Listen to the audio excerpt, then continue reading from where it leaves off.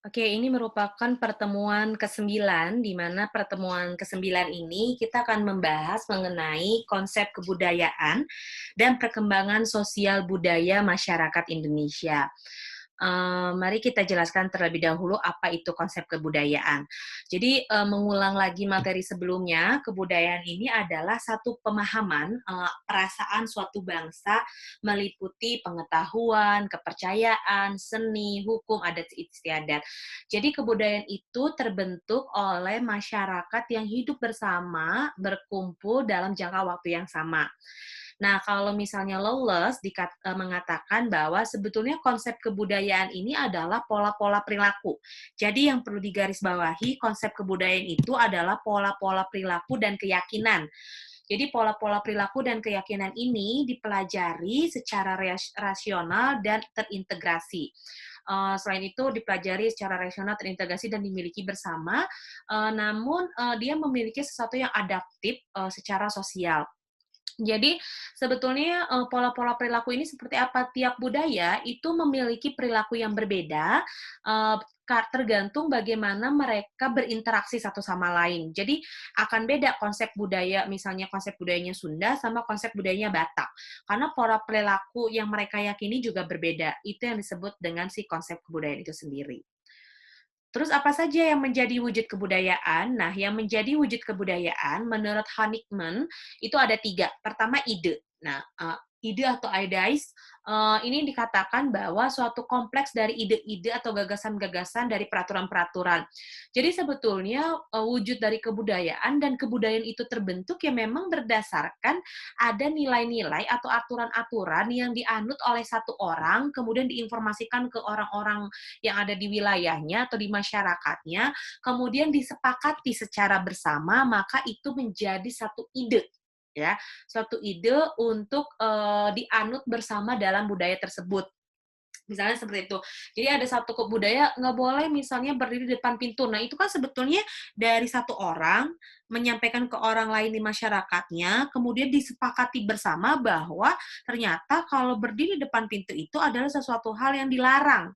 Bukan dilarang dilihat dari aspek agama, tapi dilarang berdasarkan aspek budaya. Kemudian yang ketiga ada activities. Nah, activities ini adalah berupa aktivitas-aktivitas dari manusia tersebut. Jadi kalau misalnya aktivitas seperti berburu, memasak, berpakaian, menikah, kemudian bersosial, nah itu merupakan satu bentuk aktivitas. Ada satu wilayah yang kemana-mana dia harus menggunakan sarung, laki-lakinya. Ada wilayah yang dimana kebudayaannya itu harus mengunyah sirih. Ada kan, orang-orang yang, untuk jadi bagian di budayanya itu dia selalu mengunyah sirih terus-terusan. Itu sebetulnya masuk ke dalam aktivitas dari kebudayaan itu sendiri. Nah, kemudian ada artifak. Nah, artifak ini adalah benda-benda hasil karya manusia. Benda-benda hasil karya manusia ini seperti apa? Benda-benda ini adalah yang dikeramatkan. Contoh yang dikeramatkannya seperti keris, kemudian pakaian, kemudian sajen. Nah, itu adalah artifak yang memang turun-temurun, dari generasi ke generasi, lainnya dianut terus-terusan oleh masyarakat tersebut, karena merasa bahwa itu bagian dari budayanya, gitu. Nah, terus ada yang disebut dengan faktor-faktor yang mendorong dan menghambat kebudayaan. Nah, faktor-faktor, yang mendorong kebudayaan ini berlangsung adalah pertama, adanya, mendorong perubahan kebudayaan. Karena balik lagi, budaya ini mau tidak mau, meskipun dia mengalami evolusi yang cukup panjang untuk melakukan perubahannya, tapi secara tidak langsung dia akan terus melakukan perubahan sesuai mengikuti era zamannya. Kenapa? Karena budaya ini kan dibentuk oleh manusia itu sendiri. Nah, ketika dibentuk oleh manusia itu sendiri, maka otomatis manusia itu akan, si masalah tersebut menjadi sesuatu hal yang baru. Misalnya kalau sekarang itu lagi musim budayanya, pakai aplikasi TikTok, itu kan sebenarnya budaya ya, budaya dalam menggunakan media sosial. Dulu mungkin beramai-ramai menggunakan Facebook dan, lain sebagainya, sekarang muncul TikTok. Mungkin TikTok nanti akan ditinggalkan, muncul lagi budaya yang baru. Karena, balik lagi sebetulnya, faktor yang mendorong dan menghambat kebudayaan ini adalah adanya perubahan kebudayaan yang bisa jadi orang tua zaman dulu itu belum sanggup dengan perubahan itu karena, dia belum terbiasa. Beda dengan anak muda atau generasi muda yang jauh lebih cepat untuk menerima proses perubahan-perubahan. Termasuk seperti tadi unsur teknologi dan ekonomi, kayak orang tua zaman dulu tuh, orang tua kita, ibu bapak kita mungkin masih ada yang belum paham menggunakan aplikasi seperti pengisian OVO, Dana, dan sebagainya. Beda dengan generasi muda yang saat ini lebih mudah menggunakan sesuatu yang serba digital. Nah, kemudian bagaimana cara merubah perubahan atau menghambat perubahan kebudayaan itu? Pertama, ada yang berdasarkan agama. Nah, ini keyakinan atau agama ini adalah sesuatu hal yang cukup sulit untuk dilakukan perubahannya. Karena bisa jadi alot ya, karena setiap keyakinan atau yang berbau unsur religi, yang berbau unsur religi itu adalah sesuatu yang sangat sulit. Karena dia sifatnya kolot dan tua dari zaman dulu. Karena kalau misalnya kita tahu agama ini adalah dilakukan secara turun-temurun ya. Agamanya ada, tapi cara prosesnya yang berbeda-beda. Misal kalau di kita ada acara tahlilan, tapi kan kalau misalnya di budaya-budaya lain tuh belum tentu ada acara tahlilan, karena tahlilan buat Muslim ini tidak dianut oleh seluruh masyarakat Muslim yang ada di Indonesia. Atau mungkin yang Kristiani juga ada kegiatan-kegiatan lain, karena Kristiani Ibu kurang paham ya, jadi nggak akan Ibu jelasin. Seperti itu, jadi suka menerimanya. Nah, terus bagaimana dengan perkembangan sosial budaya masyarakat di Indonesia? Jadi, perkembangan sosial masyarakat yang ada di Indonesia itu pertama, ini kalau dulu tuh sebetulnya ya, bumi ini bulat, belum menjadi lempengan-lempengan lempengan-lempengan pulau ya, sehingga kita ada negara Amerika, negara Asia, kemudian benua Amerika, benua Asia, kemudian benua apa lagi? Banyak ya, benua Australia dan lain sebagainya.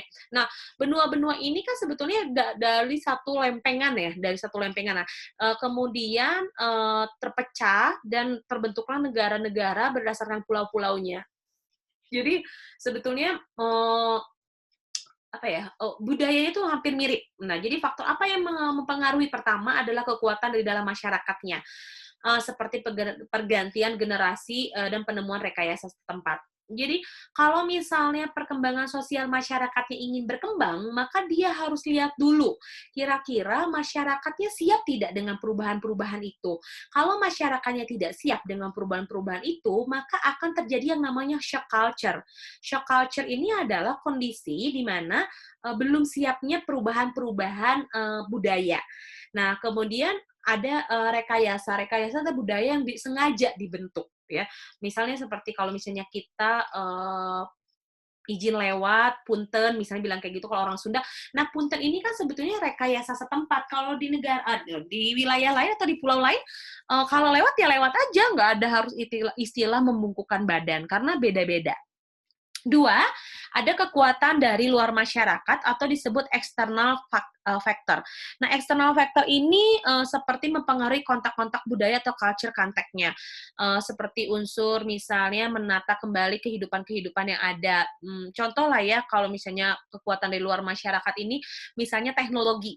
Kita itu tidak bisa lepas tanpa menggunakan gadget, tanpa menggunakan handphone, tanpa menggunakan laptop, komputer, ataupun yang lain sebagainya.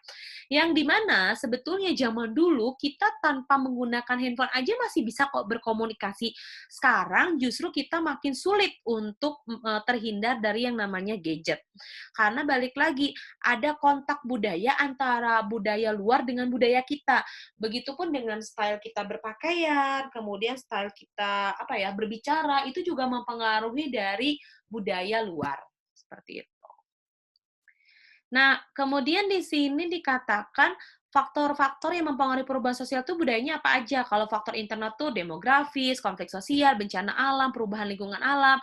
Kita saat ini sedang berada dalam kondisi semua ya kena wabah.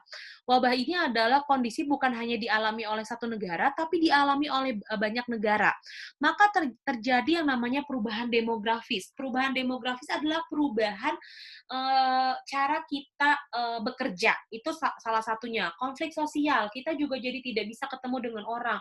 Meskipun kita sudah difasilitasi dengan teknologi yang begitu canggih, tetap kita akan merasa kurang karena kita tidak bisa berkomunikasi secara langsung dengan orang.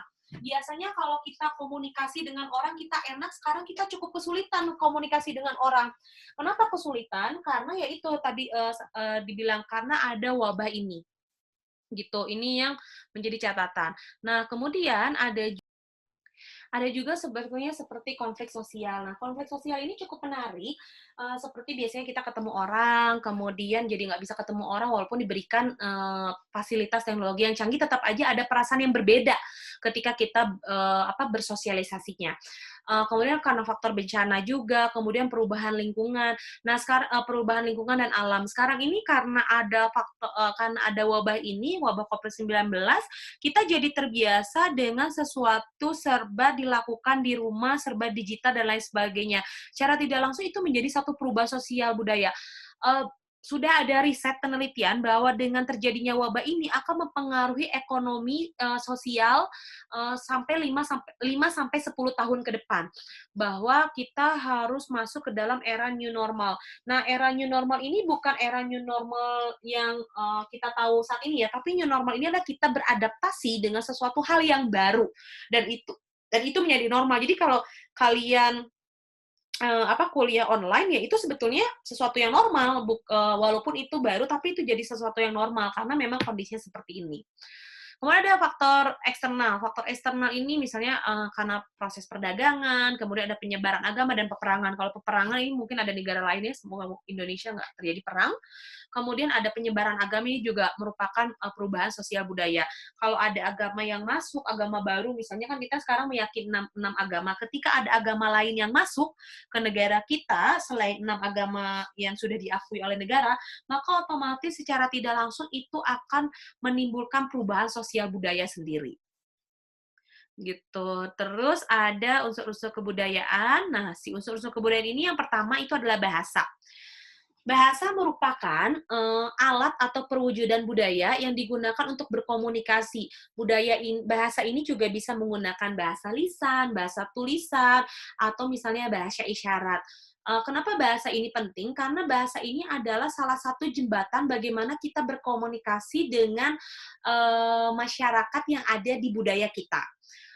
Dan bahasa ini hanya bisa disepakati dengan orang-orang yang memang tinggal satu budaya. Jadi ketika kita tinggal dalam satu budaya, kita akan memahami maksud yang disampaikan. Makanya kenapa begitu beragam, bahasa di negara kita, karena ya memang budaya yang dianutnya. Pertama budaya yang dianutnya, kemudian bagaimana cara penyampaiannya, karena itu hanya bisa dipahami oleh masyarakatnya sendiri. Nah, kemudian ada yang disebut dengan sistem teknologi. Sistem teknologi ini lebih kepada bagaimana cara atau teknik memproduksi atau memelihara perlengkapan yang ada. Jadi sebetulnya sistem teknologi itu adalah teknologi yang memang digunakan oleh masyarakat tersebut. Ada orang-orang yang masih percaya bahwa kita tidak boleh menggunakan lampu, kita tidak boleh menggunakan kompor gas, kita harus menggunakan segala sesuatu yang berasal dari alam. Nah, sebenarnya itu sistem teknologi ya. Terus atau misalnya ada masyarakat yang suka pindah-pindah dari satu tempat ke tempat lain, itu juga termasuk sistem teknologi. Atau misalnya ada yang berdasarkan seperti mata pencaharian ya, bagaimana dulu kalau misalnya bertani dia misalnya menggunakan kerbau untuk untuk membajak sawah, sekarang tuh udah bukan lagi pakai kerbau, tapi udah pakai yang namanya traktor. Nah, itu disebut dengan sistem teknologi. Nah, kemudian ada sistem mata pencarian. Nah, kalau sistem mata pencarian ini lebih terfokus terhadap mata pencarian tradisional, bukan mata pencarian modern seperti saat ini ya. Jadi kalau mata pencarian ini seperti orang yang masih bercocok tanam, masih jadi nelayan, kemudian masih berburu, kemudian masih jadi petani. Nah, itu lebih fokus terhadap mata pencarian yang zaman dulu. Kalau zaman sekarang itu orang lebih fokus ke mata pencarian yang modern. Yang sudah modern itu adalah mata pencarian perdagangan. Kita tuh sekarang berjualan udah bisa pakai online, offline juga bisa, dan makin mudah ya, seperti itu. Kemudian ada yang disebut dengan organisasi sosial. Organisasi sosial ini sebetulnya perkumpulan masyarakat yang dibentuk oleh perkumpulan sosial yang dibentuk oleh masyarakat. Nah, perkumpulan sosial yang dibentuk oleh masyarakat ini bisa jadi berbadan hukum dan tidak berbadan hukum. Nah, ini tergantung ya, apakah kalau berlembaga hukum itu sih biasanya udah jadi komunitas yang dinaungi oleh hukum. Ada juga yang tidak berbadan hukum. Tidak berbadan hukum ini ya cuman hanya partisipasi masyarakatnya aja dalam pembangunan bangsa dan negara seperti itu. Jadi kalau misalnya kayak Karang Taruna, kalau Karang Taruna tuh termasuk nggak sih organisasi sosial, Bu? Betul, itu termasuk organisasi sosial. DKM Masjid setempat juga termasuk organisasi sosial, tapi tidak berbadan hukum ya, seperti itu. Kecuali memang diurus secara legal, maka otomatis bisa jadi berbadan hukum. Nah, selanjutnya ada yang sistem pengetahuan. Bagaimana dengan sistem pengetahuan? Kalau sistem pengetahuan ini adalah sesuatu yang diketahui oleh manusia tentang benda, sifat, keadaan, dan harapan-harapan. Jadi ini lebih kepada pengetahuan masyarakat tersebut terkait budaya-budaya atau perkembangan-perkembangan yang ada di sekitarnya atau di masyarakatnya. Sehingga ini menjadi satu bentuk pengetahuan juga buat para ilmuwan atau buat kita. Karena setiap orang pengetahuannya beda-beda. Kalau misalnya di suku pedalaman Baduy, belum tentu mereka paham tentang handphone, misalnya handphone iPhone yang Pro 11. Mungkin mereka nggak paham, mungkin mereka cuma pahamnya telepon aja biasa, seperti itu. Mungkin mereka juga tidak mengenal WhatsApp, atau mungkin juga mereka tidak mengenal TikTok yang lagi rame saat ini. Nah, itu bisa jadi hal-hal seperti itu. Nah, kemudian ada religi dan upaya keagamaan. Religi dan upacara keagamaan ini sebetulnya diunsurkan sebagai satu institusi yang diakui, karena kalau misalnya agama, religi dan keagamaan, upacara keagamaan itu sudah diakui ya. Misalnya upacara keagamaan tuh kayak kebaktian, kalau yang Kristen, terus ada ngaben kalau yang Hindu, terus kalau Buddha tuh ada apa ya? Ada kayak hari-hari khusus, biasanya Candi Borobudur suka digunakan oleh para biksu-biksu beribadah. Ibu kurang paham kalau Buddha, jadi Ibu takut salah. Kalau di Islam itu ada upacara keagamaannya ini, misalnya kayak tadi kalau misalnya pengajian mau nikah, kemudian tahlilan, nah itu sebetulnya sesuatu upacara keagamaan yang sudah menjadi satu bagian dari kita. Atau misalnya kan di Islam tuh ada beberapa ada beberapa keyakinan ya, ada kayak Muhammadiyah, kemudian ada NU, ada Persis, ada Ahmadi. Nah, itu kan sebetulnya mereka sudah jadi satu institusi dan hanya bisa diakui oleh orang yang berada di agama tersebut gitu. Bagaimana tentang lapisan-lapisan perkembangan sosial budaya yang ada di masyarakatnya? Pertama, kalau misalnya lapisan sosial budaya lama dan asli itu biasanya bisa dilihat dari bahasa, dari adat, dari budaya. Dan itu akan menjadi satu perbedaan dari daerah-daerah lainnya. Jadi yang paling mendasar atau lapisan sosial yang paling mendasar itu bahasa aja. Kalau misalnya kita udah tahu dialogatnya seperti apa, itu pasti kita udah tahu kalau lapisan sosial kita beda. Ini bukan lebih tinggi ya, lapisan sosial ini adalah bagaimana nanti kita berkomunikasi dengan orang tersebut. Kemudian kayak lapisan keagamaan, itu kalau lapisan keagamaan itu ada berasal dari India. Kenapa dari India? Karena setahu Ibu kalau di India agama Hindunya itu beda-beda gitu, ada cara-caranya. Kemudian kalau misalnya lapisan yang datang dengan agama itu ada agama Islam. Karena waktu itu Islam pertama kali datang dari para pedagang Gujarat yang datang ke Indonesia, kemudian menyebarkan Islam, kemudian setelah itu adanya Wali Songo, kemudian sekarang kita mengenal deh sekarang lembaga MUI, lembaga-lembaga yang berbasis Islam seperti itu. Kemudian lapisan yang datang dari barat itu ada agama Kristen ya. Kalau misalnya agama Kristen nih berasal dari wilayah barat seperti Eropa, Amerika dan lain sebagainya.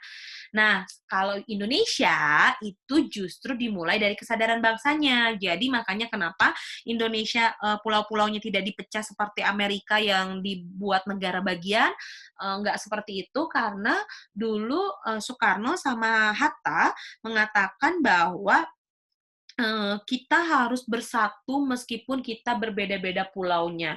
Jadi dalam artian ya itu karena ada kesadaran tersendiri untuk menjadi suatu bangsa. Walaupun berbeda-beda suku, berbeda budaya dari Sabang sampai Merauke, pulaunya luas banget Indonesia, dari warna kulit yang berbeda, tetap kita memiliki kesadaran bahwa kita bagian dari bangsa Indonesia.